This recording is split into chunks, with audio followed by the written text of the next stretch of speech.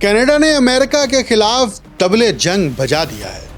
وہ برسلز میں یورپی کمیشن کی صدر کے ہمراہ کھڑے تھے، جبکہ جاپان کے وزیر اعظم ان کے پیچھے ایک سکرین پر براہ راست نشر ہو رہے تھے۔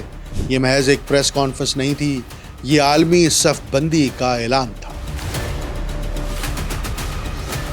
کارنی نے ایک ہی وقت میں 3 اعلانات کیے اور ہر اعلان نے واشنگٹن کو ایسے جھنجھوڑا جیسے کوئی تیز رفتار مال گاڑی آ ٹکرائی۔ صبح 3 بجے طے پانے والا یہ معاہدہ دراصل کینیڈا کے صنعت کاروں، کسانوں اور توانائی پیدا کرنے والوں کو یورپی منڈی تک ایک متبادل راستہ دے رہا ہے۔ اگر امریکہ کینیڈین مصنوعات نہیں خریدنا چاہتا تو یورپ تیار ہے، اور اس نے باقاعدہ خیر مقدم کر دیا ہے۔ وہ دن گزر گئے جب خلیل میاں فاختائیں اڑایا کرتے تھے، جب امریکہ کینیڈا کی توانائی کا واحد خریدار تھا، اور یہ تبدیلی 10 سال میں نہیں بلکہ صرف 18 مہینوں میں آنے والی ہے۔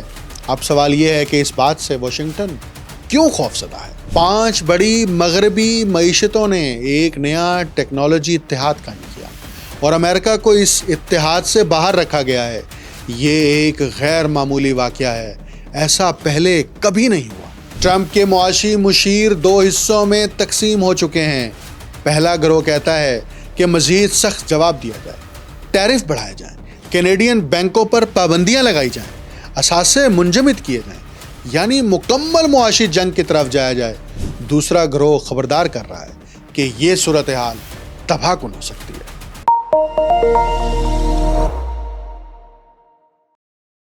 آپ دیکھ رہے ہیں untold story with doctor Akmal Soomro. Canada اور امریکہ کے درمیان جنگ کا طبل بج چکا ہے۔ اس جنگ میں گولیاں، بارود اور اسلحہ نہیں ہے۔ یہ جنگ ہتھیاروں سے بھی نہیں لڑی جا رہی، بلکہ یہ دولت سے لڑی جا رہی ہے۔ کئی دہائیوں تک امریکہ اور کینیڈا دنیا کی سب سے زیادہ جڑی ہوئی معیشتوں کے حامل رہے، 2 خود مختار ریاستیں، مگر معاشی اعتبار سے گویا ایک ہی مشین تھی۔ ایسی مشین جو خاموشی سے بغیر رکاوٹ اور نہایت مؤثر انداز میں چلتی رہی، مگر 12 فروری کی صبح اس مشین کے پرزے جلتے دکھائی دے رہے تھے۔ ڈونلڈ ٹرمپ نے صرف ٹیرف عائد نہیں کیے بلکہ اس سے بھی آگے بڑھ کر ایک صدارتی حکم نامہ جاری کیا، جس کے تحت کینیڈا کے خلاف ہنگامی معاشی اختیارات استعمال کیے گئے۔ وہی کینیڈا جو پہلی عالمی جنگ کے بعد سے ہر بڑی جنگ میں امریکہ کا اتحادی رہا، وہی ملک جس نے 11 ستمبر کے حملوں کے بعد پھنسے ہوئے ہزاروں امریکی مسافروں کو اپنے دروازے کھول کر پناہ دی، وہی ملک جس کے ساتھ عالمی تجارت کی تاریخ کا سب سے پیچیدہ اور گہرا سپلائی چین نظام قائم ہے، اور اب اسی ملک کو قومی سلامتی کے لیے خطرہ قرار دے دیا گیا ہے۔ کینیڈا کے وزیر اعظم مارک کارنی کا رد عمل کیا تھا؟ نہ انہوں نے احتجاج کیا، نہ التجا کی، نہ فون اٹھایا، انہوں نے صرف قلم اٹھایا۔ گزشتہ 24 گھنٹوں میں انہوں نے جو فیصلے کیے اور جن دستاویزات پر دستخط کیے، وہ آنے والی ایک پوری نسل تک عالمی معیشت کا نقشہ بدل سکتے ہیں۔ اس کے اثرات وال سٹریٹ سے لے کر یورپی منڈیوں تک، توانائی کے سودوں سے لے کر عام لوگوں کے بینک اکاؤنٹس تک محسوس کیے جا رہے ہیں۔ ادھر ٹرمپ غصے میں ہے، کانگریس اضطراب کا شکار ہے، اور بیشتر میڈیا اب بھی اصل کہانی کو سمجھنے میں ناکام دکھائی دیتا ہے۔ آنے والے لمحات میں واضح ہوگا کہ کارنی نے دراصل کیا قدم اٹھایا، وائٹ ہاؤس کو اس کی خبر کیوں نہ ہو سکی، اور کیوں کل کی صبح ایک ایسی دنیا میں طلوع ہوگی جو آج کی دنیا سے بنیادی طور پر مختلف ہوگی۔ اگر ہم گھڑی کو صرف 3 دن پیچھے لے جائیں تو کہانی کا آغاز ایک غیر معمولی خاموشی سے ہوتا ہے، اور وہ خاموشی خود ایک اشارہ تھی۔ ابتدائی ٹیرف کشیدگی کے بعد جب کارنی نے کھلے عام ٹرمپ کے الٹیمیٹم کو مسترد کیا، عالمی میڈیا کو ایک شدید رد عمل کی توقع تھی۔ ٹی وی چینلز کینیڈین سفارت خانے کے باہر کیمرے نصب کیے بیٹھے تھے، رپورٹرز ہر چند لمحوں بعد ٹروتھ سوشل چیک کر رہے تھے۔ سب کو اگلے سیاسی دھماکے کا انتظار تھا، مگر کچھ نہیں ہوا۔ 3 دن تک اوٹاوا مکمل طور پر خاموش رہا۔ نہ کوئی پریس کانفرنس، نہ کوئی اندرونی خبر، نہ کوئی سرکاری بیان، وزیر اعظم کے دفتر نے صرف اتنا کہا کہ کینیڈا تمام ممکنہ راستوں کا جائزہ لے رہا ہے۔ واشنگٹن میں اس خاموشی کو پسپائی سمجھ لیا گیا۔ بعض میڈیا چینلز نے سرخیاں چلائیں کہ کینیڈا دباؤ کے سامنے جھک گیا ہے۔ ٹرمپ نے آدھی رات کے بعد سوشل میڈیا پر خود کو فاتح قرار دیتے ہوئے کارنی کو ناکام بینکار کہا، جس نے بالآخر سبق سیکھ لیا۔ وائٹ ہاؤس کے بعض عہدیداروں نے پس پردہ یہ تاثر دیا کہ کینیڈا نے خفیہ طور پر مذاکرات کے لیے رابطہ کیا۔ یہ دعویٰ بے بنیاد تھا۔ کینیڈا نے کسی سے کوئی رابطہ نہیں کیا تھا۔ وہ پس پردہ کچھ اور ترتیب دے رہے تھے، اور واشنگٹن کو اس کا اندازہ اس وقت ہوا جب بہت دیر ہو چکی تھی۔ گزشتہ روز مشرقی وقت کے مطابق صبح 6 بجے، جب امریکی منڈیاں ابھی کھلی بھی نہیں تھیں، اور اس سے پہلے کہ ٹرمپ اپنی صبح کی پہلی ڈائٹ کوک لیتے، مارک کارنی منظر عام پر آئے، لیکن وہ کینیڈا میں نہیں تھے۔ وہ برسلز میں یورپی کمیشن کی صدر کے ہمراہ کھڑے تھے، جبکہ جاپانی وزیر اعظم ان کے پیچھے ایک سکرین پر براہ راست نشر ہو رہے تھے۔ یہ محض ایک پریس کانفرنس نہیں تھی، یہ عالمی صف بندی کا اعلان تھا۔ کارنی نے ایک ہی وقت میں 3 اعلانات کیے، اور ہر اعلان نے واشنگٹن کو ایسے جھنجھوڑا جیسے کوئی تیز رفتار مال گاڑی آ ٹکرائی ہو۔ پہلا اعلان کیا تھا؟ کینیڈا اور یورپی یونین کے درمیان ہنگامی معاشی پارٹنرشپ۔ یہ کوئی عام تجارتی معاہدہ نہیں تھا، نہ ہی صرف مفاہمت کی یادداشت۔ یہ ایک مکمل ہنگامی معاشی اتحاد تھا، جس کے تحت معیاروں کو تیزی سے ایک دوسرے کے لیے تسلیم کیا گیا۔ ضابطہ کار میں ہم آہنگی پیدا کی جائے گی، اور منڈیوں تک خصوصی رسائی دی جائے گی۔ یہ سب اچانک نہیں ہوا، اس کی بنیاد مہینوں پہلے رکھ دی گئی تھی۔ کارنی کو اندازہ تھا کہ حالات اس طرف جا سکتے ہیں۔ عہدہ سنبھالتے ہی انہوں نے تیاری شروع کر دی تھی۔ جب ٹرمپ ٹویٹر پر مصروف تھے، کارنی مذاکرات میں لگے ہوئے تھے۔ جب وائٹ ہاؤس جشن منا رہا تھا، اوٹاوا برسلز کے ساتھ خفیہ اور محفوظ رابطوں پر بات کر رہا تھا۔ صبح 3 بجے طے پانے والا یہ معاہدہ دراصل کینیڈا کے صنعت کاروں، کسانوں اور توانائی پیدا کرنے والوں کو یورپی منڈی تک ایک متبادل راستہ دے دیتا ہے۔ اگر امریکہ کینیڈین مصنوعات نہیں خریدنا چاہتا تو یورپ تیار ہے، اور اس نے باقاعدہ خیر مقدم کر دیا ہے۔ پہلا اثر یہ ہوا، اعلان کے صرف 90 منٹ کے اندر یورو اور کینیڈین ڈالر کی شرح تبادلہ میں اتنی بڑی تبدیلی آئی جتنی پچھلے 6 ماہ میں نہیں دیکھی گئی تھی۔ یورپ کی توانائی کمپنیز کے شیئرز تیزی سے اوپر گئے۔ کینیڈا کی آئل سینڈز کمپنیوں کے شیئرز، جو ٹیرف کے خدشات سے گر رہے تھے، دوپہر سے پہلے ہی 9% بڑھ گئے۔ سرمایہ کاروں نے فوری رد عمل دیا، جبکہ سیاستدان ابھی سمجھ ہی رہے تھے کہ یہ ہوا کیا ہے۔ دوسرا اعلان کیا کیا گیا؟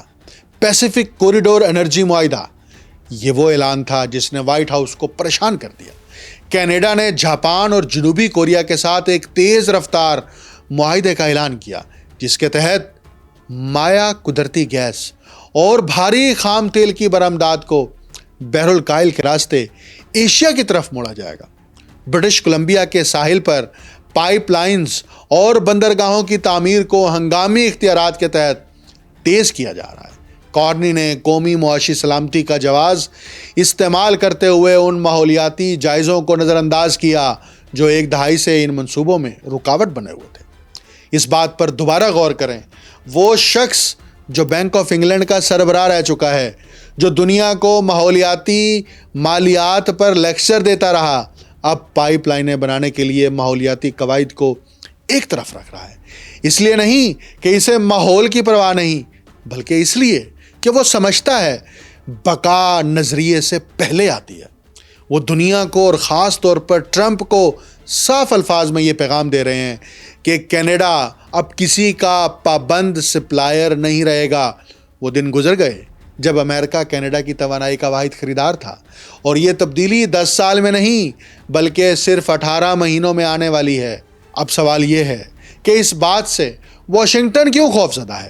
کیونکہ امریکہ کی مڈ ویسٹ اور گلف کوسٹ کی پوری توانائی حکمت عملی اس مفروضے پر قائم ہے کہ کینیڈین خام تیل ہمیشہ جنوب کی طرف بہتا رہے گا۔ امریکی ریفائنریز خاص طور پر اس طرح بنائی گئی ہیں کہ وہ کینیڈا کے بھاری خام تیل کو پروسیس کر سکیں۔ یہ ایسا نہیں کہ آپ ٹی وی چینل بدلنے کی طرح سپلائر بھی بدل لیں۔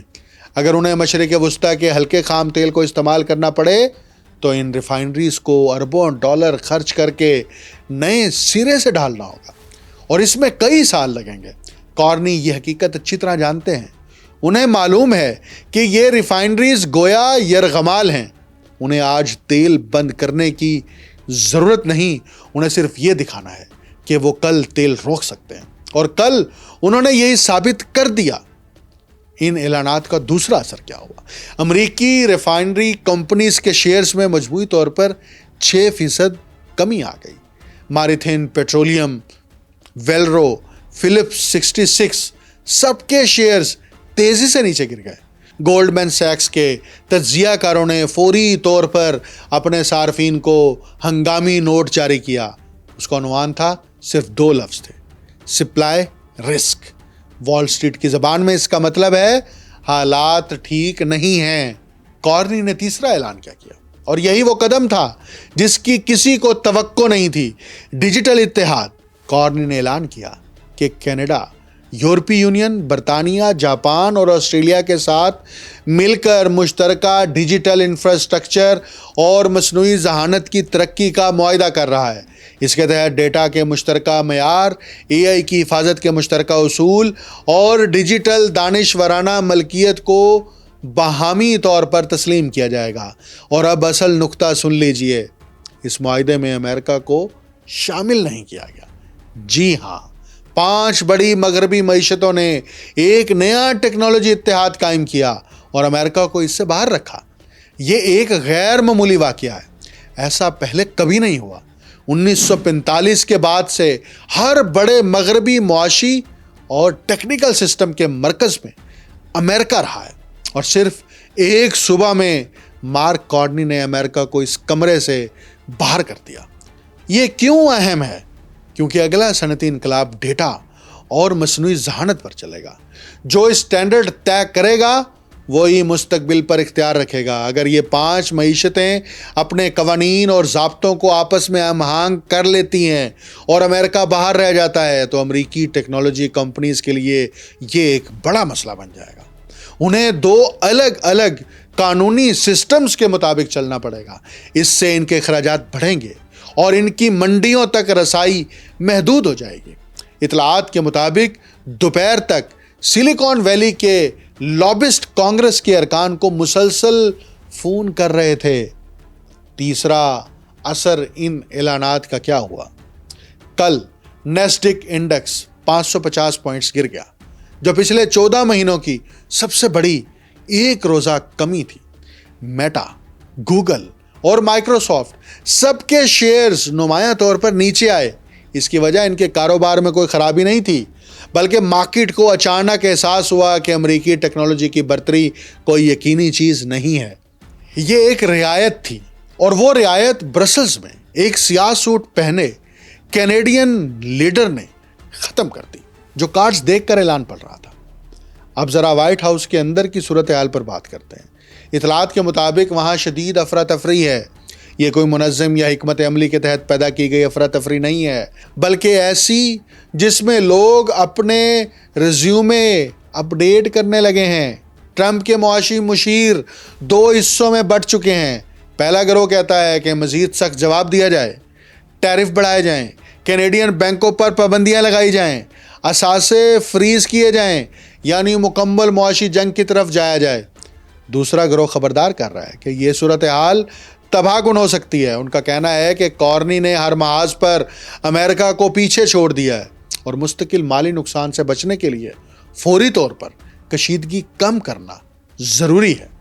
مسئلہ یہ ہے کہ ٹرمپ دونوں میں سے کسی کی نہیں سن رہے، وہ اپنے دل کی سن رہے ہیں، اور ان کا دل ہمیشہ ایک ہی مشورہ دیتا ہے، کبھی پیچھے نہ ہٹو، کبھی معافی نہ مانگو، بلکہ مزید سخت موقف اختیار کرو اور حملہ کرو۔ گزشتہ 12 گھنٹوں میں وہ 14 مرتبہ پوسٹ کر چکے ہیں۔ انہوں نے کارنی کو یورپی سوشلسٹ کا کٹ پتلی قرار دیا، یورپی یونین کے ساتھ معاہدے کو مذاق کہا جو 1 ہفتے میں ٹوٹ جائے گا۔ انہوں نے ایک بار پھر امریکہ کو نیٹو سے نکلنے کی دھمکی دی. انہوں نے کینیڈین بینکوں پر پابندیاں لگانے کا عندیہ دیا. انہی بینکوں پر جو G7 میں سب سے زیادہ مستحکم سمجھے جاتے ہیں اور جنہوں نے 2008 کے مالی بحران میں ایک بھی ناکامی کے بغیر خود کو سنبھالے رکھا، جبکہ امریکی بینک ایک کے بعد ایک گرتے جا رہے تھے. لیکن ایک کام ہے جو ٹرمپ نہیں کر رہے، وہ فون نہیں اٹھا رہے، وہ کوئی سفارتی نمائندہ نہیں بھیج رہے، وہ صرف مکے دکھا رہے ہیں، مصافحہ نہیں کر رہے. اور دنیا دیکھ رہی ہے اور اپنے نتائج اخذ کر رہی ہے. آئیے ذرا مارک کارنی کی حکمت عملی کو سمجھتے ہیں، کیونکہ یہ واقعی غیر معمولی حد تک ہوشیار پن ہے. میں یہ بات کسی سیاسی حمایت کے طور پر نہیں کہہ رہا، بلکہ طاقت کے توازن کو سمجھنے والے ایک مبصر کے طور پر کہہ رہا ہوں. کارنی نے ایک بنیادی حقیقت کو سمجھ لیا ہے، وہ حقیقت جو ٹرمپ نہیں سمجھ پائے.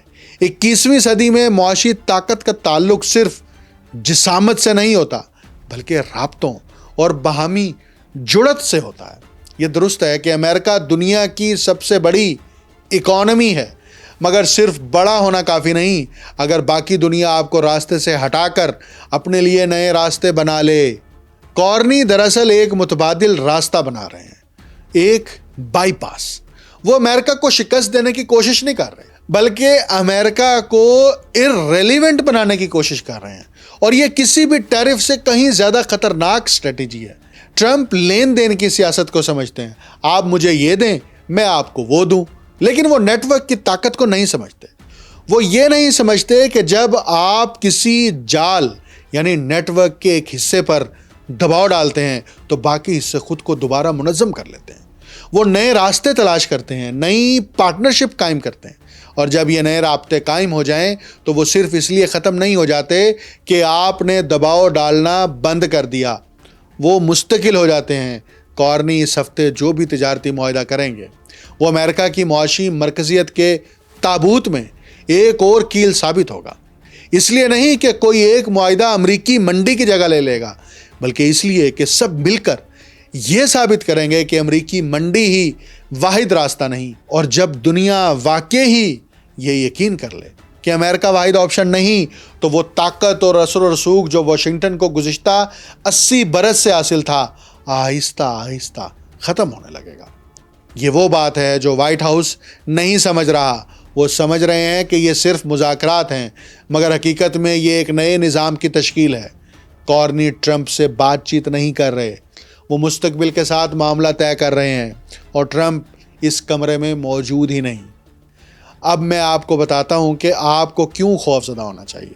صرف فکر مند نہیں بلکہ واقعی پریشان، کیونکہ اس کے اثرات خیالی نہیں ہیں، یہ سب کچھ ابھی ہو رہا ہے. مثال کے طور پر اگر آپ مشیگن میں رہتے ہیں تو آپ کی ریاست کی معیشت گاڑیوں کی سپلائی چین پر کھڑی ہے جو کینیڈا کی سرحد پار کرتی ہے.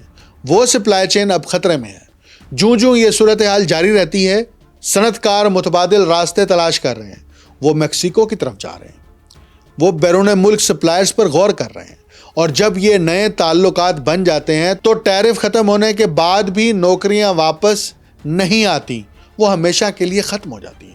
اگر آپ منیسوٹا، وسکونسن یا نارتھ ڈکوٹا میں رہتے ہیں تو آپ کے توانائی کے اخراجات اب غیر یقینی ہونے والے ہیں. کینیڈا سے آنے والی توانائی ہی آپ کے گھروں کے ہیٹنگ بل کو قابو میں رکھتی ہے اور آپ کی فیکٹریوں کو کمپٹیشن کے قابل بناتی ہے. اگر یہ تیل اور گیس کا بہاؤ چاہے جزوی طور پر ہی صحیح بحر الکاہل کی طرف موڑ دیا گیا تو پھر آپ کو اسی تیل کے لیے جاپان اور جنوبی کوریا سے مقابلہ کرنا پڑے گا. نتیجہ کیا ہوگا؟ آپ کے اخراجات بڑھیں گے اور آپ کی مسابقت کم ہو جائے گی. اگر آپ ٹیکنالوجی کے شعبے میں کام کرتے ہیں تو کارنی کا بنایا ہوا نیا ڈیجیٹل اتحاد، اس کا مطلب ہے کہ آپ کی کمپنی کو اب مختلف اور الگ الگ قوانین کا سامنا کرنا پڑے گا. صرف ان قوانین پر عمل کرنے کی لاگت ہی درمیانی درجے کی ٹیک کمپنیوں کے منافع کو ختم کر سکتی ہے. اور بڑی کمپنیوں کے لیے اس کا مطلب یہ ہے کہ اب امریکی معیار خود بخود عالمی معیار نہیں رہیں گے. مارکیٹ میں جو اتار چڑھاؤ ہم دیکھ رہے ہیں وہ عارضی نہیں ہے، یہ دراصل امریکی معاشی قیادت کے تصور کی نئی قیمت لگائی جا رہی ہے. 30 سال سے جو برتری یقینی سمجھی جاتی تھی وہ حقیقی وقت میں ختم ہو رہی ہے۔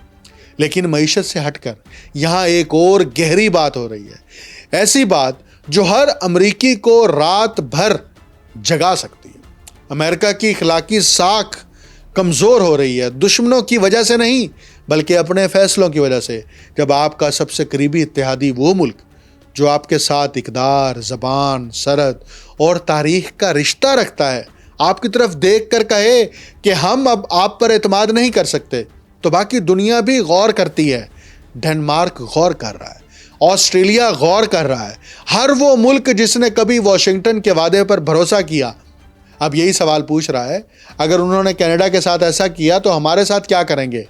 اور اس سوال کا جواب اس وقت دنیا بھر میں اتحادیوں، تجارتی راستوں اور فوجی شراکت داریوں کو نئی شکل دے رہا ہے۔ یہ صرف ٹیرف کا مسئلہ نہیں، یہ آزاد دنیا کے ڈھانچے کا مسئلہ ہے، اور وہ ڈھانچہ دراڑوں کا شکار ہو رہا ہے۔ تو انجام کیا ہوگا؟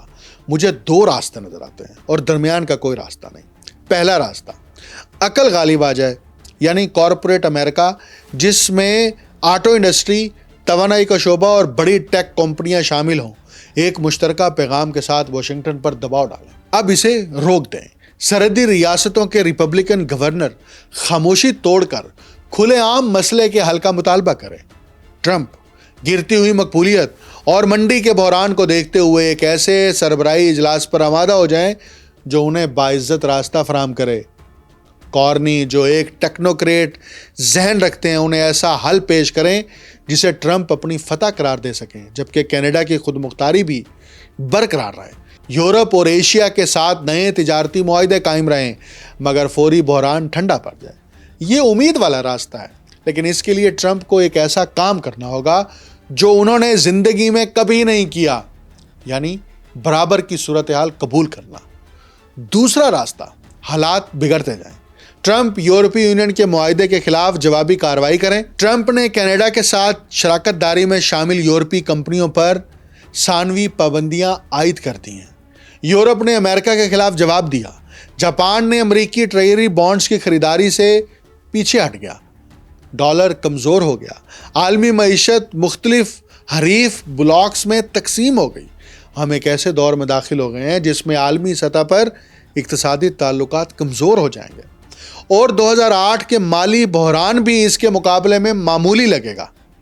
کوئی جیتا نہیں، سب کو نقصان ہوتا ہے، اور وہ لبرل بین الاقوامی نظام جو 80 سال سے امن قائم رکھتا رہا آخرکار ختم ہو جاتا ہے، نہ دھماکے سے بلکہ ایک ٹیرف سے۔ میرے نزدیک اس میں سب سے اہم جو فیصلہ ہے وہ پہلا راستہ اختیار کرنا ہے، اور اسی راستے پر چل کر ہم دنیا کو محفوظ بنا سکتے ہیں۔ پھر کارنی برسلز گئے۔ جو چیز مجھے یقین کے ساتھ معلوم ہے وہ یہ ہے کہ امریکہ اور کینیڈا کا تعلق کبھی پہلے جیسا نہیں رہے گا، چاہے مسئلہ کل حل بھی ہو جائے، مگر اعتماد ختم ہو چکا ہے۔ آپ اس گھنٹی کو واپس نہیں بجا سکتے۔ اب کینیڈا جانتا ہے کہ امریکہ اسے وقتی سیاسی مفاد میں دشمن کی طرح بھی دیکھ سکتا ہے، اور کینیڈا نے یہ بھی ثابت کر دیا کہ اس کے پاس متبادل راستے موجود ہیں۔ یہ چیز حساب کتاب کو مستقل طور پر بدل دیتی ہے۔ کارنی نے صرف ٹرمپ کے سامنے نہ کھڑے ہونے کا مظاہرہ نہیں کیا، انہوں نے دنیا کو ایک خاکہ دکھایا۔ یہ دکھایا کہ ایک چھوٹا ملک کس طرح بڑے ملک کے خلاف بغیر ایک گولی چلائے مقابلہ کر سکتا ہے۔ انہوں نے فائنانس، سفارتکاری اور وقت کا فائدہ اٹھایا۔ انہوں نے وہ رابطے استعمال کیے جو ٹرمپ کے پاس نہیں ہیں، اور وہ مہارتیں استعمال کی جو ٹرمپ نہیں سمجھتے۔ انہوں نے کینیڈا کی وہ کمزوری یعنی امریکہ پر ڈیپینڈنٹ ہونا ایک اسٹریٹجک طاقت میں بدل دی، یہ دکھا کر کہ یہ ڈیپینڈنسی دونوں طرف کام کرتی ہے۔ اب سوال یہ ہے کہ واشنگٹن یہ سبق سیکھے گا یا نہیں؟ کیا کسی کو اس عمارت میں امریکی ساکھ کے دھواں ٹکڑے دیکھ کر یہ خیال آئے گا کہ شاید ہمیں اپنے دوستوں کو دشمنوں کی طرح نہیں دیکھنا چاہیے؟ میں امید نہیں رکھتا، لیکن میں پہلے بھی غلط ثابت ہوا ہوں۔ آپ کیا سوچتے ہیں؟ کیا کارنی کینیڈا کو بچا رہے ہیں یا عالمی معیشت کے ساتھ خطرہ کھیل رہے ہیں؟ کیا ٹرمپ امریکی مفادات کا دفاع کر رہے ہیں یا امریکی اتحاد کو تباہ کر رہے ہیں؟ اور سب سے بڑا سوال، جب حالات معمول پر آئیں گے کون سا ملک مضبوط ہوگا؟ آپ یہ سب کچھ اس ویڈیو کے نیچے کامنٹس میں بتا سکتے ہیں. مجھے ڈاکٹر اکمل سومرو کو اجازت دیجیے. اللہ حافظ.